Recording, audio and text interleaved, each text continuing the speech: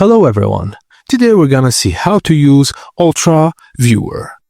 Firstly, you need to visit the official UltraViewer website and download the exe installer.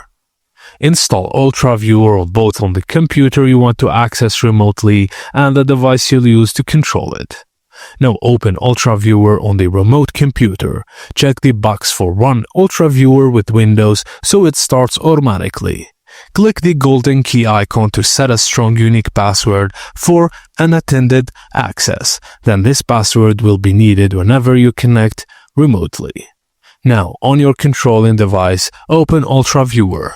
Enter the partner ID and the password you set earlier in the Control or Remote Computer section. Then click Connect to Partner to start your remote session. And that's it, guys. Thank you for watching, and please don't forget to like and subscribe for more.